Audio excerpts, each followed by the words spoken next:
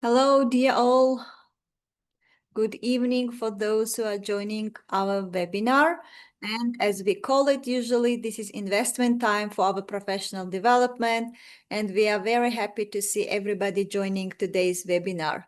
And as a tradition, we have our outstanding guests, speakers, who are both from other countries and our domestic professionals. So we enjoy the webinars with them. And today we have our special guest, Muyassar Muzofirov, who is one of the outstanding teachers in Tajikistan. And he was also the first Innovative Teacher of the Year award of English Without Borders in Tajikistan. And of course, for those of you who participated in EWB national conferences, Muyassar have participated in several conferences, and maybe you had an opportunity to meet him in person. If not, so please, make a wish, and maybe in the next, in this our upcoming national conference, you will have this opportunity to meet in person with innovative teachers of English Without Borders in Dushanbe, which will happen at the end of October this year. Anyway, so thank you for joining, dear all, and also thank you so much, Muyassar, for joining and also for volunteering to do webinar with English Without Borders. And today his topic will be about creative ways of using resources in classroom. And before we start our webinar today, and I give the floor to Muyassar, I will just briefly introduce our speaker to those who are not familiar with Muyassar. Muyassar was born on January 1st in 1991 in Horuk, and in 2009 he entered Horuk State University, the Faculty of Foreign Languages, and successfully graduated it in 2013.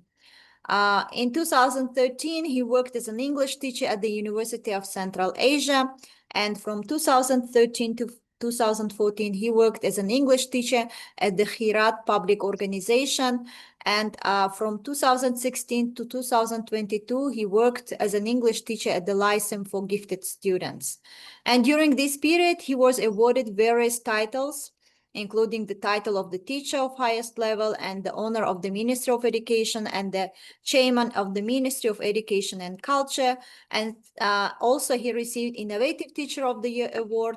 And since December 2022, he has been working as a deputy director of the Lyceum for Gifted Students. In 2023, from September to November, he worked as a deputy director in the Gymnasium for Gifted Students #1 of Darvoz district. And from March till now, he has been working in the public organization Pamir Innovation Center in the city of Horuk.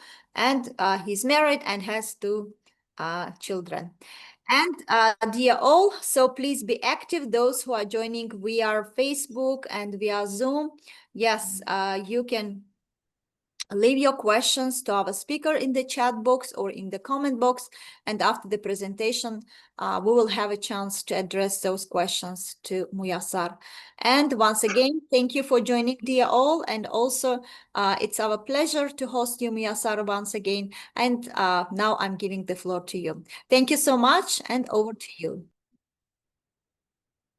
Thank you very much, Dia Nasiba. Thank you very much to all of you for having participated in my webinar. And it is my pleasure to share my knowledge and my experience with other teachers around the world, around Tajikistan, and also I just say thank you very much again to EWB. That EWB is golden key for the English teachers and other teachers to open other valuables door and enter there and get and gain knowledge from. And today, can you hear me?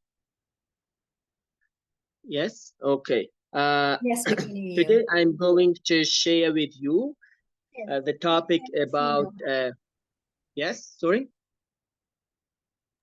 No, you can continue. Yes. The topic is in classroom. Okay, and there are 4 ways of using 4 ways that I'm talking about them in more details in other charts and other slides that in more briefly. The first is about understanding classroom resources. If you want to use your resources in classroom in an effective way, first you need to understand the resources, which resources do you use in your classroom. And the second is creative ways to use resources. Example, many teachers, they bring many resources to their class, but they do not use these resources in a productive way. But we need to use these resources in a creative and very productive way for students, that they should gain knowledge from this way. The third way is there are tips for effective resources management. You know, every teachers, when we enter to the classroom, we have a desk that we put our resources there, but we need to manage that, and we need to put them in the correct order during the lesson. We do not need confuse. And the fourth one is I brought you example that how creative lesson using multiplied resources should be. And the next slide, Nuro.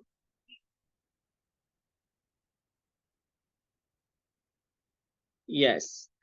The next slide is understanding classroom resources. Let's see.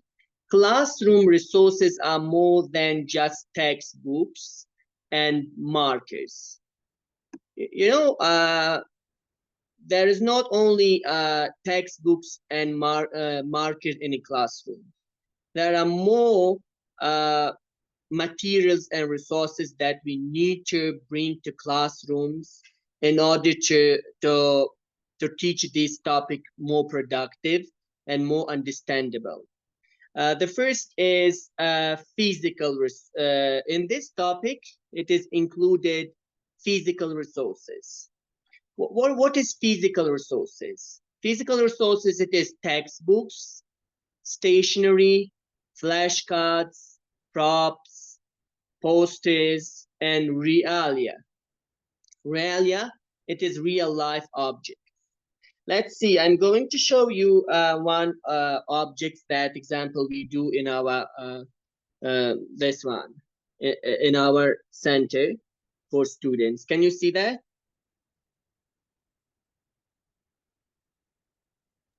Yes, Yes, we let's see. can. Yeah, this is one resource that we just do. It is handmade. Yeah, mainly in the center that right now I'm working is it is a we use handmade resources for kids that on every Thursday we have our art and craft class, and in this art and craft class regarding to the topic we make this one resources for students. And then the second is digital resources. What is digital resources? It is videos, interactive quizzes that we use in tablets, in computers, educational apps that right now, you know, educational apps are very, very famous right now because people use them, teachers use them during their classes, and it's make the life of teacher more and more easier rather than use textbooks and other things. And online simulations, you know, there are more than a lot of materials on online simulations are there. And the next one is human resources. The human resources, it is example peer collaboration. We put students in class. Example, the stronger one, we put two more little bit weaker one with them, and we let the stronger one to do peer collaboration. Let them teach them, let them explain them to what is the topic about, and what more deeply and more clearly they can get from their peer as well. And also we can in the human resources, it is includes guest speakers. Example, if the topic is about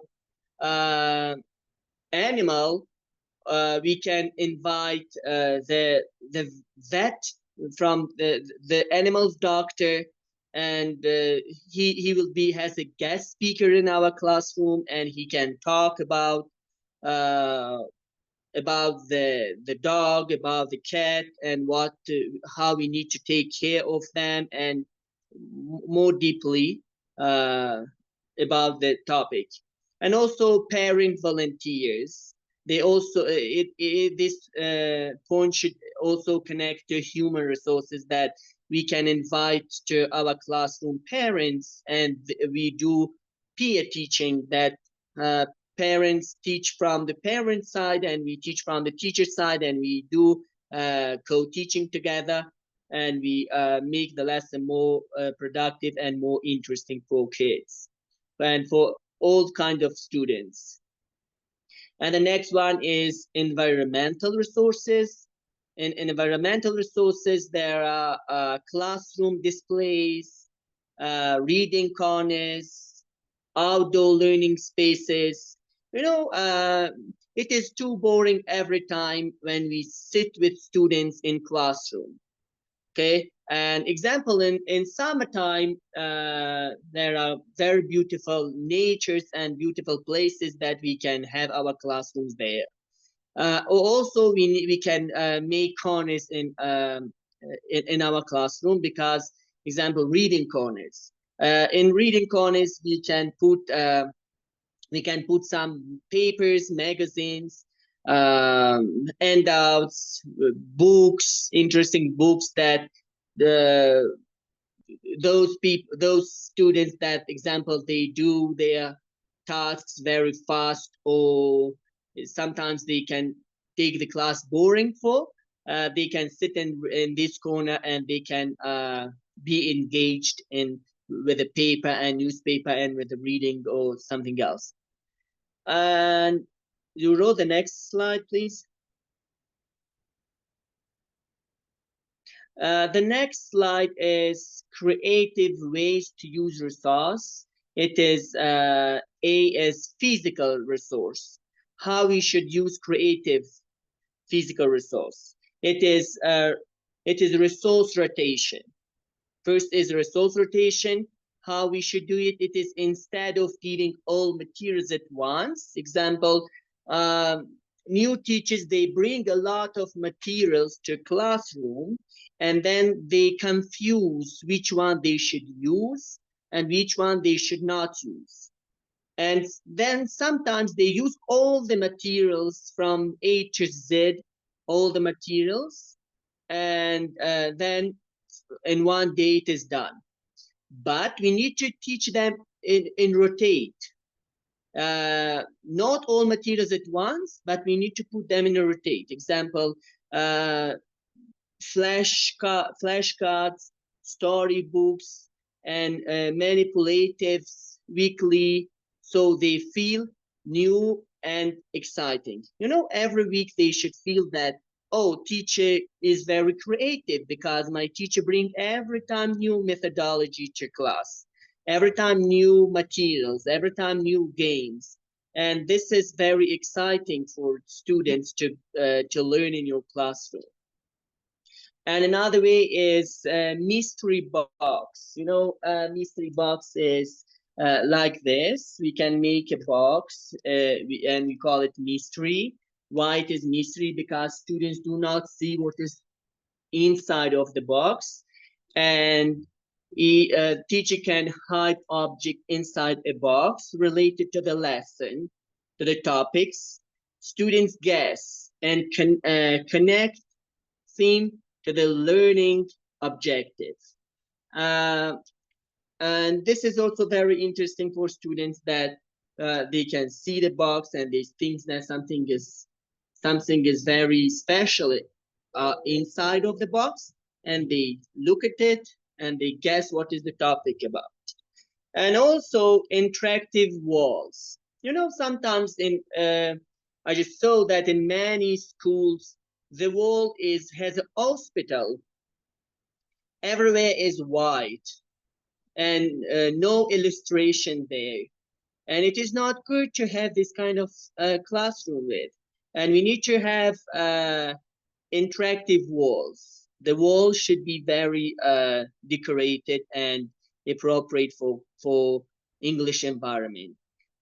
Turn classroom wall into learning stations where students interact with charts, sticky notes, or word banks. And they use every time different the creation that students create these kind of things, and we can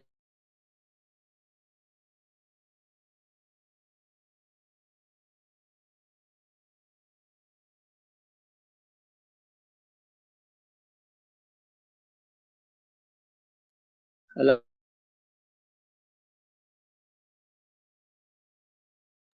Hello? Hello, Yes. Muyassar, please continue. Yes. Okay. Please, can you move?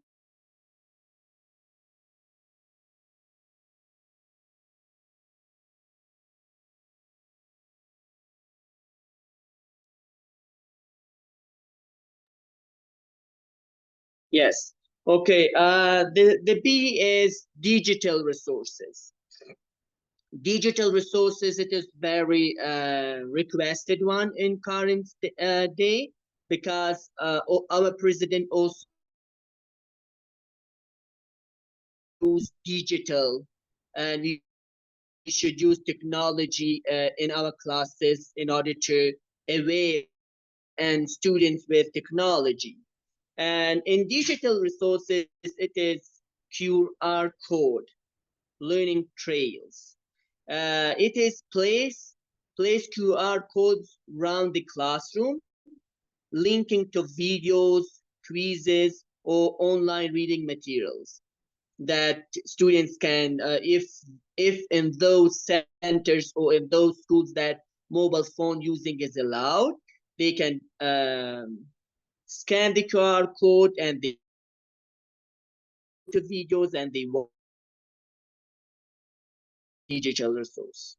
Students created media, and it is also very good ways that let students make short videos or podcasts explaining a topic using classroom tablets or smartphones, that they take videos and they bring to the classroom and they show to their classmates that this is the presentation that I did about, example, the topic that I have given.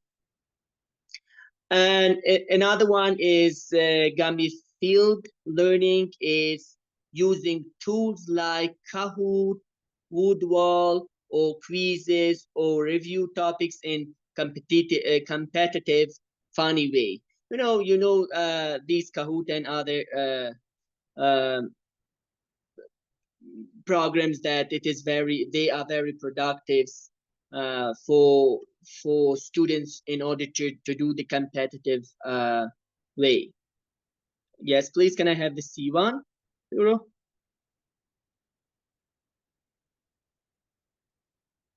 Yes. The C1 it is about human resources. And human resources example, we are as a teacher is very big and very productive resource in classroom, that we can do everything instead of materials for student. And it is example peer teaching, assign student as an expert for small topics. They teach peers in mini groups. Yeah, we can put them in groups, in different groups, and tell them there that you're today expert in this topic, in the example, in a family topic. And can you tell your peers about the family that you live in, or what is family and what is the benefit of having family? And then they start, this students explain them as experts of this topic, and it would be very grateful.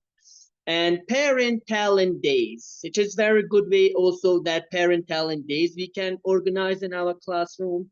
And every week, one day, we invite parents to share skills. What skills do they have?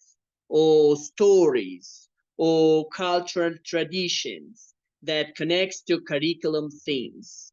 The curriculum themes that we have, we just aware parents about them, and we invite them in our classroom, and they can share their experience according to the curriculum themes. The next one is cross-class collaboration. Cross-class collaboration is partner with another class for resource sharing and joint projects. Example, we have grade grade 4 A and B.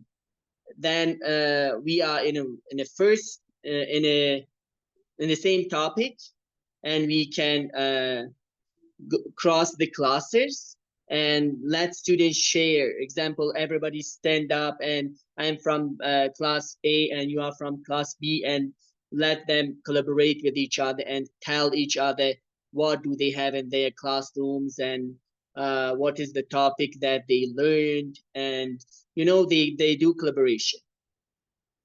Next one, Zuro, please.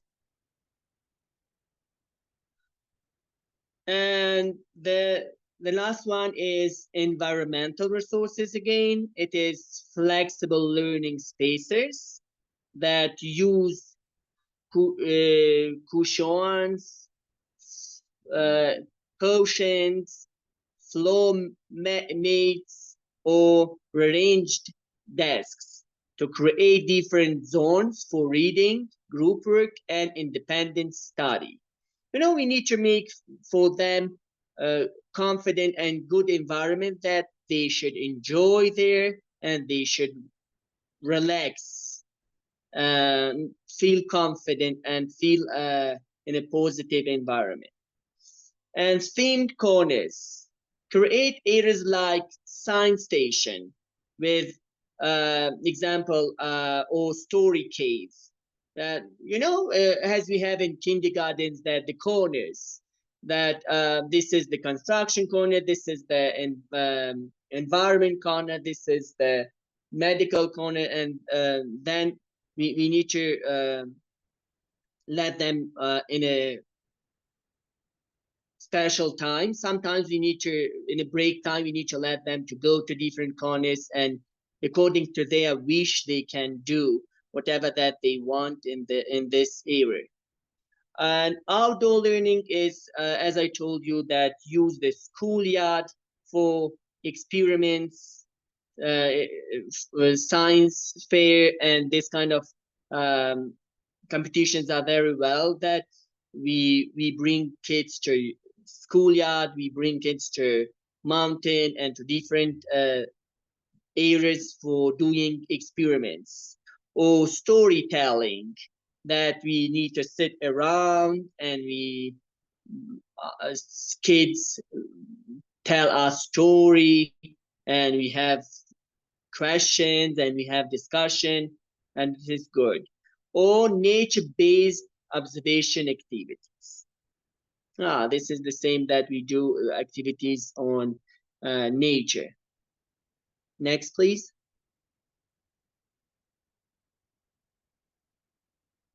And the third is, it is tips for effective resources management.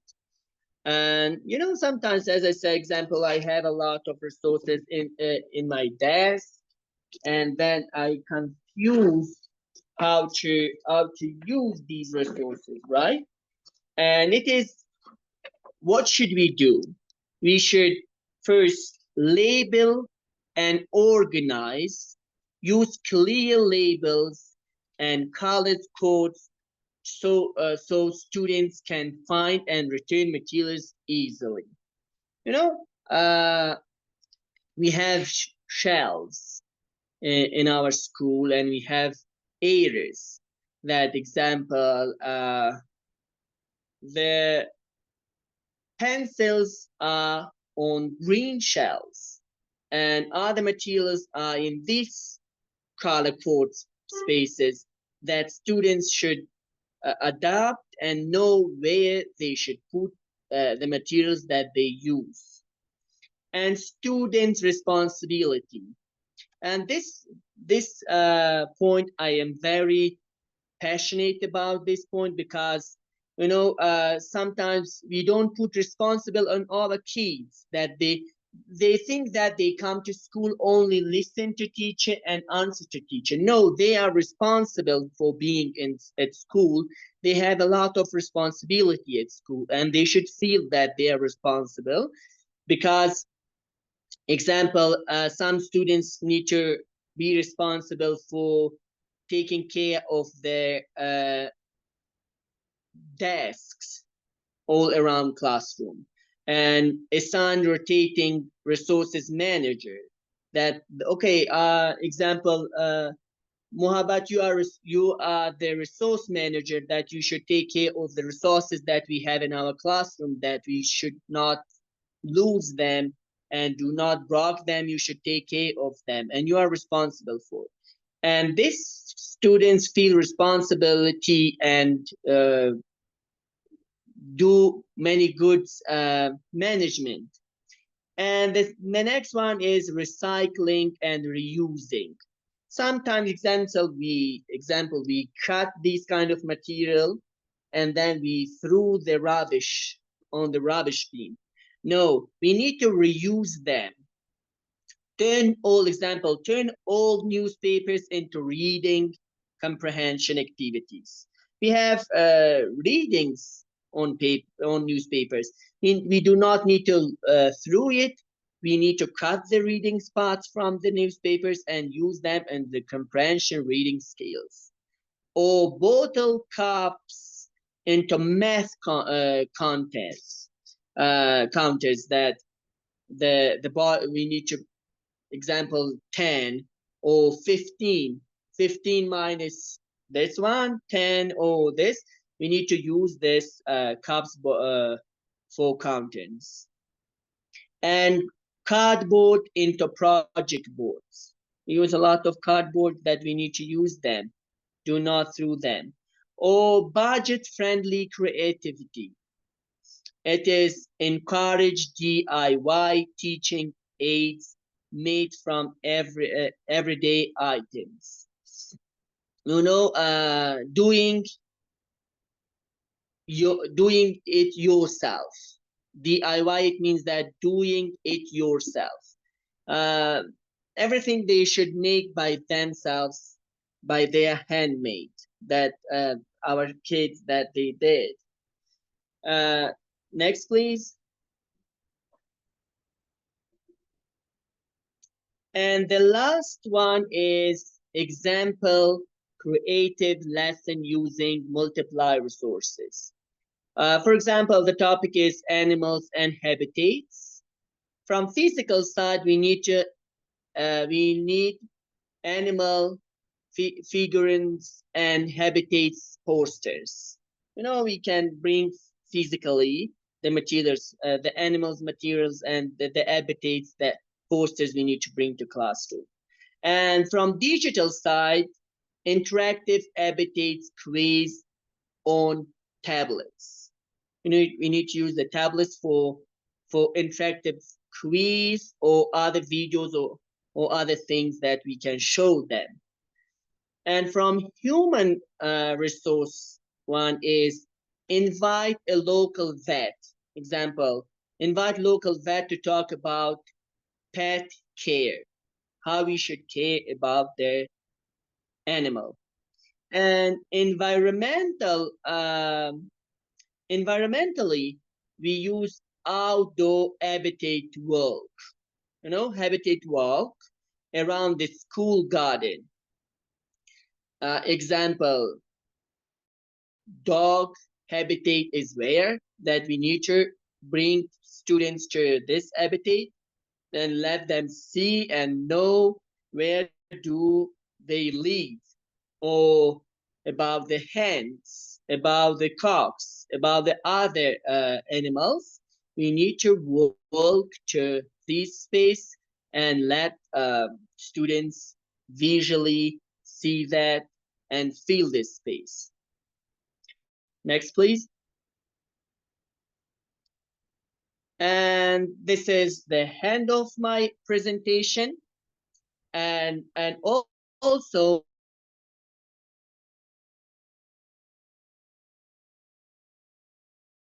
my recommendation to is the materials in a productive way, and always look at your desk where you should put the materials which you use in the classroom.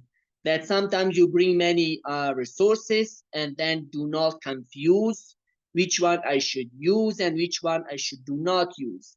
When you make the lesson plan for, you need to think that which material should I use for this day and which material should I use for the next day in order to build the skills, and this material should influence on these 4 skills that we teach.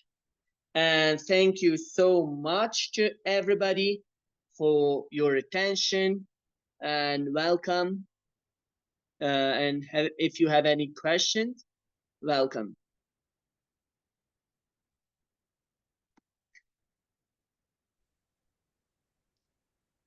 Okay, thank you so much, Muyassar. It was really interesting because you also shared, like, from your own experience, some other really great, platforms and also resources that teachers can use in your classroom. So, yeah, now let's open the floor for questions and answers. Dear all, if you have your questions, you can unmute yourself or leave your question in the chat box. So we will share those questions to our speaker. And Muyassar, my first question to you will be just, do you, how do you adapt your, yes, for example, you can find some resources, and how do you adapt them to the level of your students? Or do you use it like, based on because some of the classes are mixed, mixed level. Do you use, like, again, differentiated approach when using these resources in your classroom?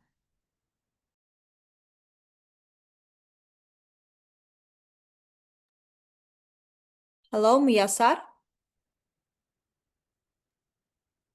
Hello? Yes. My first question, do you use resources like in your classroom based on the level of your students? I mean, just, different resources, or still you use differentiated approach in using resources in your classroom? Right. Can you hear me? Yes, we can hear. Yes.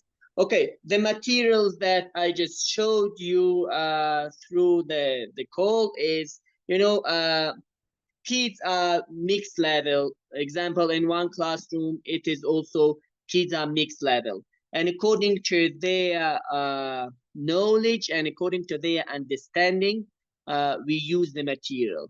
Example, in a classroom that I have, example, some 2 or 3 students, they know more better, and then for 2 or 3 more students, they can get in a not so bad, no in the best way, but in the normal way. And according to their level, I adapt the materials for them to understand. You know that the students are different, and these 5 senses play very big role in learning process. That example, if I say dog, right? Those kids that they are they can understand by hearing. They can repeat and do repetition, and they can understand better. But those that they should touch the dogs, the toys of the dog, and look at it, and through different sense, kids get easy. Okay, so you use different learning, yes, learning abilities of your students like audio, visual, kinesthetic, and others also. So you bring them into your Yes, classroom as well. Okay, all sure. right. So yeah, so many of the students, yeah, to some extent, I can say 80% of the students are on social media today, right? So, and Right. sometimes, like, some of the teachers say that social media is not a good source of information or authentic materials. But as for you, do you use social media content as authentic teaching materials and use them in your class?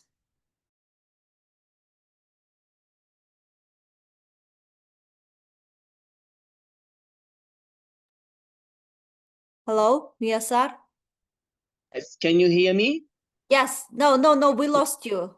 I think that's because of internet connection. So, yeah, let me repeat my question. So, yeah, around 80% of students, yeah, if not all of them, they are mainly on social media. And to what extent do you use social media content as authentic teaching materials?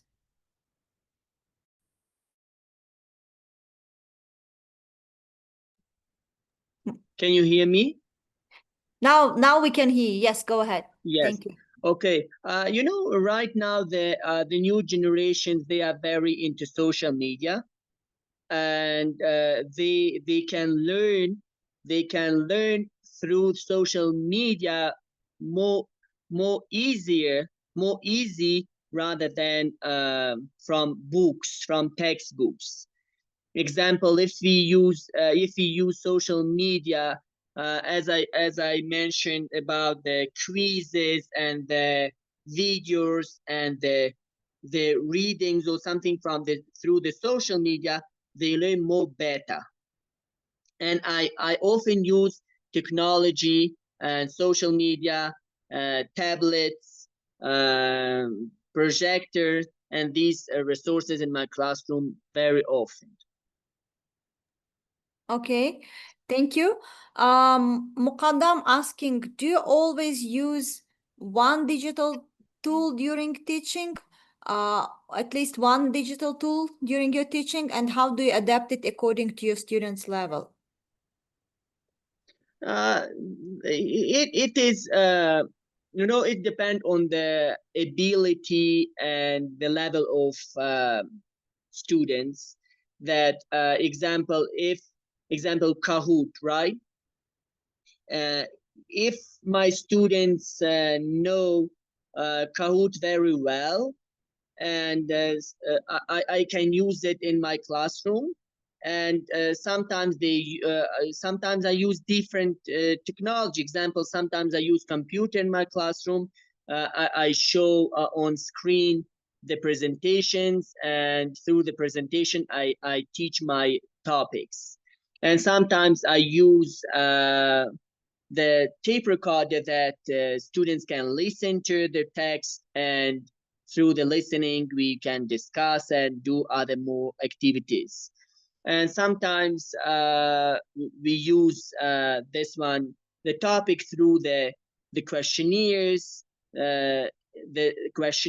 and this one puzzles in tablets that they can answer before reading the topic. They should go through the questionnaires and do the puzzles on tablets, and then come back to the textbook and use the textbook as well. Okay, thank you.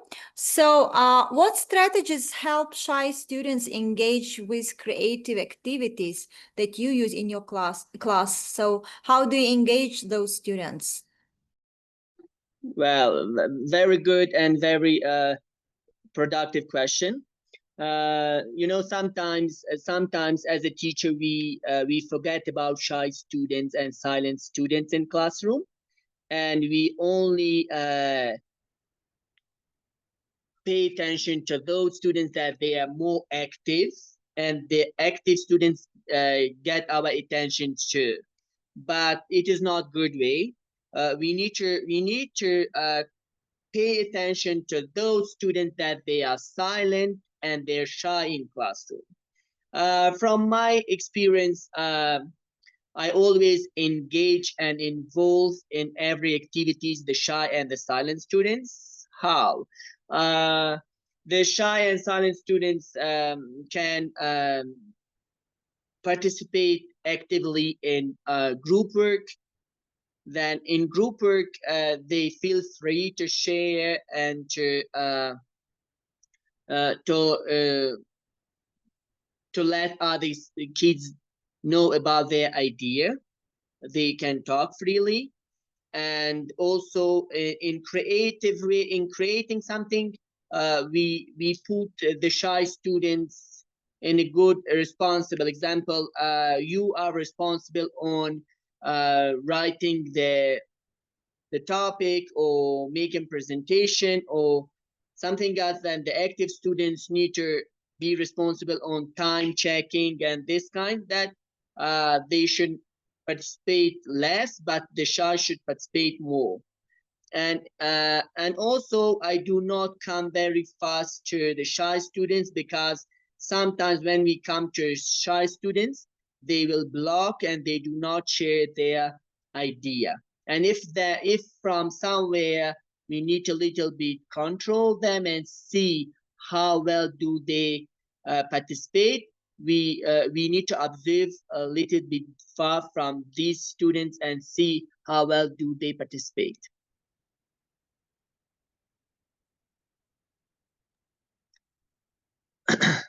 All right, thank you. Thank you so much. So, as you create classroom resources, do your students help, yes, selecting those classroom resources, or you also assign them creating classroom resources, yes, for the class? Yes. As I mentioned in my presentation, that example in the center that I'm working right now is every Thursday is art and craft. Uh, this day is for art and craft. And example, this week the topic name is fruit. And then on Thursday, I assign the kids that they should create with their hand and draw what fruits we learned on Monday, Tuesday, Wednesday, and they should draw it and cut it and then stick it on the chart and do presentation for me, the topics that we learned. Okay, yeah, that's really great that you also engage your students. So we also have a couple of more questions, but I can see that Sadbarg is raising her hand. Sadbarg, yes, you can unmute yourself and ask your question. Go ahead. Hello, dear all. Can you hear me? Yes, we can. Yes, we. Thank you for such a wonderful session, listening to it. So my question is, first of all, I also want to mention that I also really like taking students out, doing outside activities, doing some activities which are which kinesthetic students like more. And here I have heard about one tip that Muyassar mentioned about parents meeting talent. Parents are invited in order to show a talent, or did I just got it how to say, No, or am I this is confused correct. somehow? Because I also organize parents meeting once a month where I Yeah. ask like where I show the parents what did they learn, did their children learn during 1 month, or maybe I can organize also once in a quarter in order to show the parents which are very busy, and they always when they see me in the street and say, how is my child doing? So I often try to invite them to the class in order to show them, like, in order they children can perform in front of them by presentation or by being involved in asking and answering the questions or doing some activities. And here, when I heard about parent talent showing or something like this, it grabbed my attention, and I want to know more about it. Right. Yes. The Parent Talent Days. This name is Parent Talent Days. That yeah, your point, I think, a little bit different from my point, because in your point you want to show parents your result, that how well students involved in class and how well they got from your classroom, right? But Yeah. yes, but this one is Parent Talent Day. It is example, you invite parent to share skills. Example, one of your parent can make very beautiful objects according to your topic, and you can invite your parent, and your parent can teach your kids that how they should make and create objects according to your topic. Or some parents, they tell very well stories or role play. Maybe your parents work in theater and they're actor or actress, then they can come to your classroom, and according to your topic they make role play, and they can shoot a video that it is according to your topic. Or maybe one of your parent can cook very good traditional food, and this parent can cook very small food and bring to classroom and do presentation that how it will be cooking, and what is the procedure, what kind of things they need to use, and what is the benefit of this food, is it healthy, unhealthy, and this is. Yeah. I see. And does it like happen in their native language, and how does it help the students to develop their language? Like, for example, if the parent is showing how can some is it in their native language, or do you translate it somehow? Or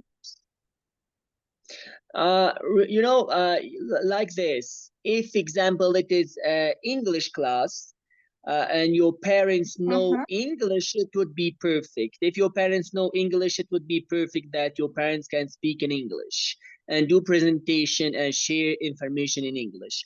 But if no, it is okay that the parents can share with native language, and the aim is share skills. If your kids get skills from, and then next class let your students present whatever that they learn from this parent in English to you next class.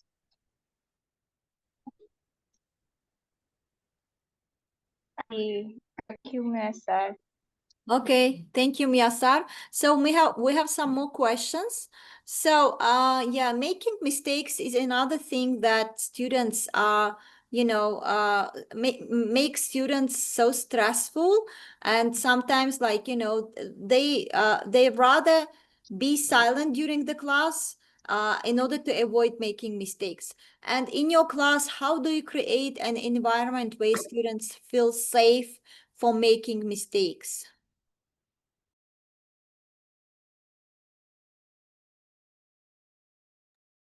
Muyassar? Can you Hello? hear me? Hello? No, now we can hear you, yes. Okay.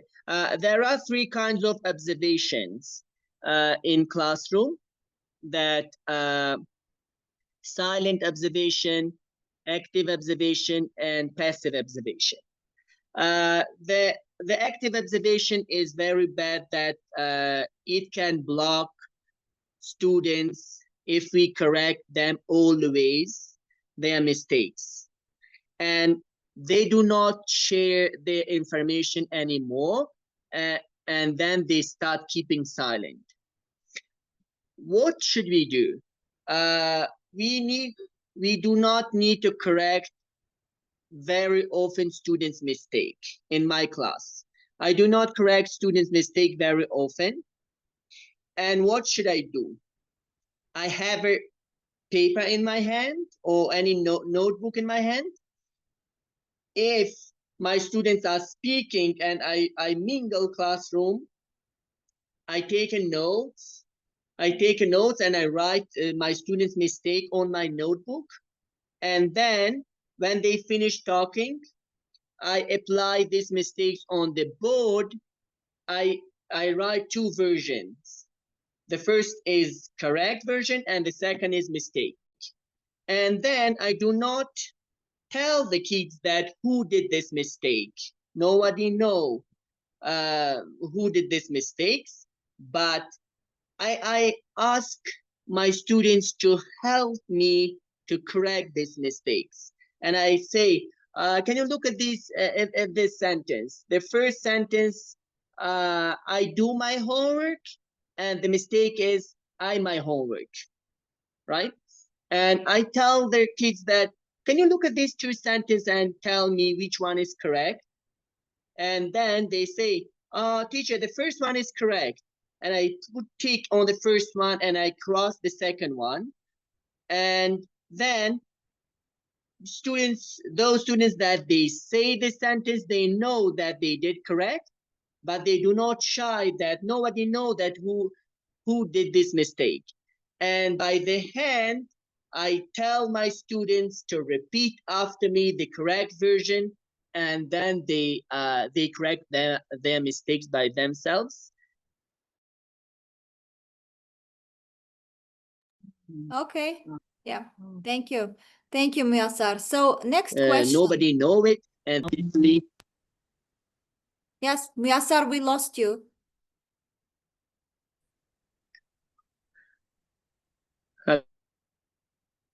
Hello?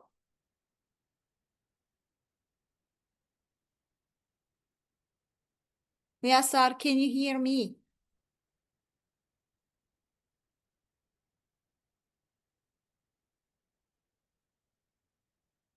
Hello, Muyassar?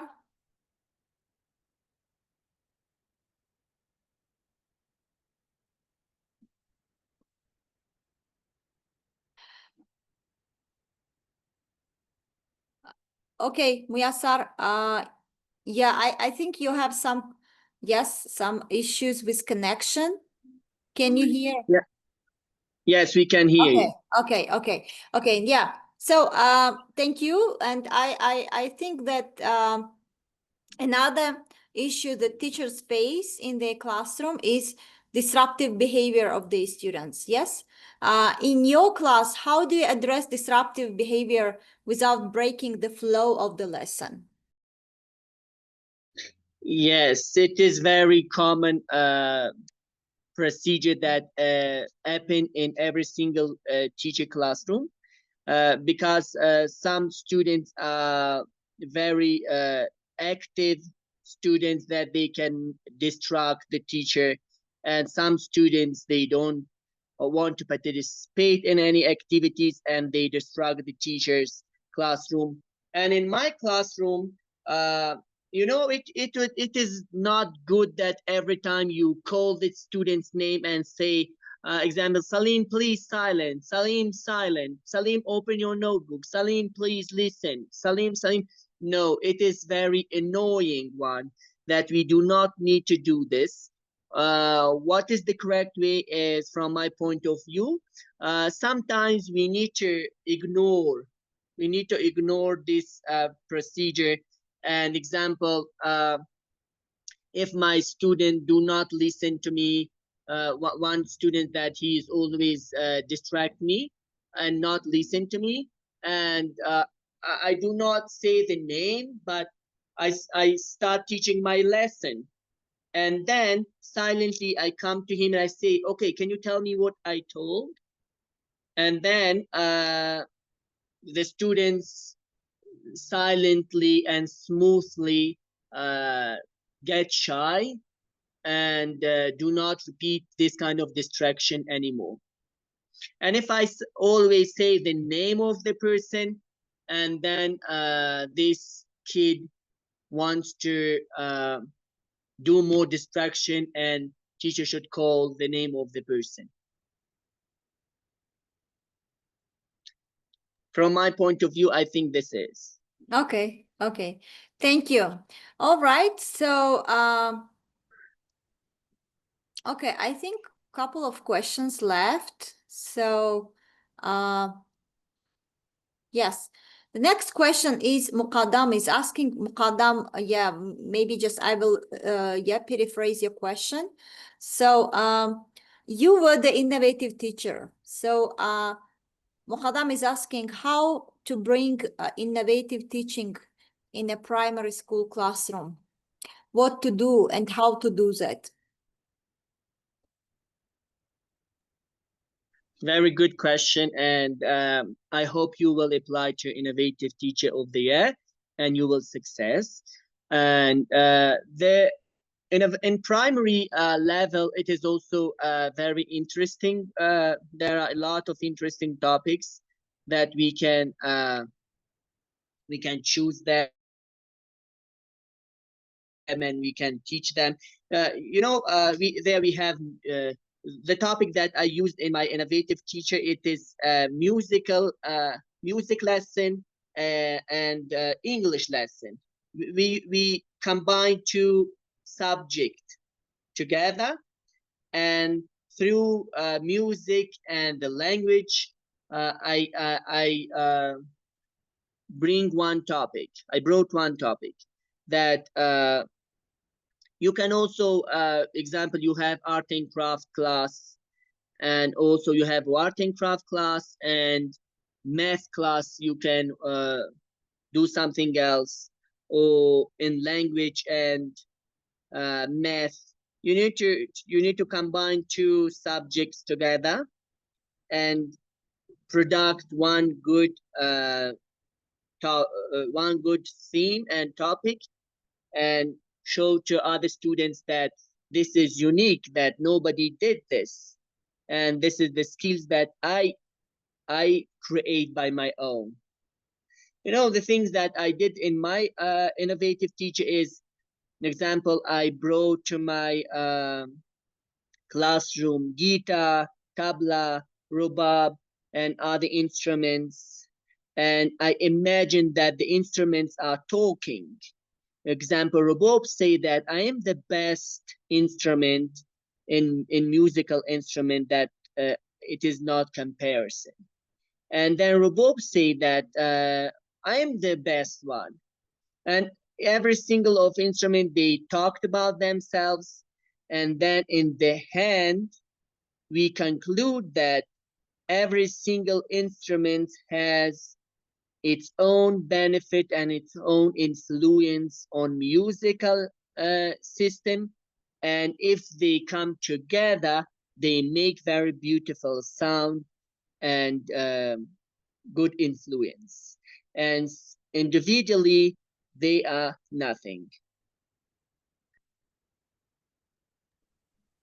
Okay.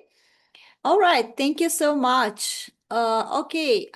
Once again, Muyassar, we express our sincere gratitude for your time, for your experience, yeah, and for your commitment, yes, to deliver this webinar. And once again, we appreciate all participants of today's webinar for staying active, for asking questions. And I hope that in-person communication and also in-person exchange sharing is also good, while we also have that online platform. And of course, we will be happy to see you more. Yes, please get engaged in both online and in-person activities of EWB to boost your professional growth, and also, yeah, to stay updated regarding using the trends in English language teaching.